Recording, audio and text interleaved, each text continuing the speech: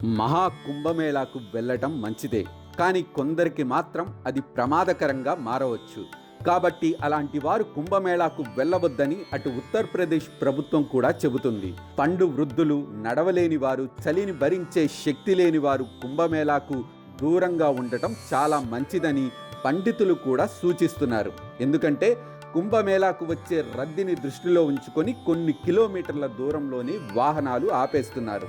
అంత దూరం నుంచి త్రివేణి సంగమం చేరుకోవాలంటే ఖచ్చితంగా కనీసం 3 నుంచి 4 కిలోమీటర్లు నడవాల్సి ఉంటుంది. ఒక్కొక్కసారి రద్దీని బట్టి ఇది పెరిగే అవకాశం కూడా ఉంది. కాబట్టి పండు వృద్ధులు, నడవలేని వారు ఖచ్చితంగా కుంభమేళా వెళ్ళే విషయంపై ఆలోచించుకోవాలి. ఇలాంటి సమయంలో పొరపాటున తొక్కిసలాంటి ఘటన జరిగితే ప్రాణాలకే ప్రమాదం వస్తుంది.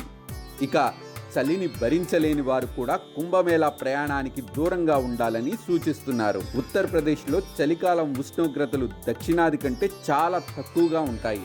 ఈ సమయంలో చలిని తట్టుకోలేని వారు తీవ్ర ఇబ్బందులు పడతారు.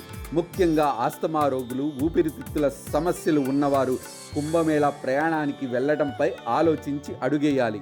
ఊపిరితిత్తుల సమస్యలు ఎక్కువగా ఉన్నవాళ్లు కుంభమేళాకు వెళ్ళకపోవడమే వారి ఆరోగ్యానికి మంచిది. ఇక ఊపిరితిత్తుల సమస్యలు ఉండి కూడా తప్పనిసరిగా వెళ్లాలనుకునేవారు తగిన జాగ్రత్తలు తీసుకోవాలని ఇప్పటికే ఉత్తరప్రదేశ్ ప్రభుత్వం సూచించింది.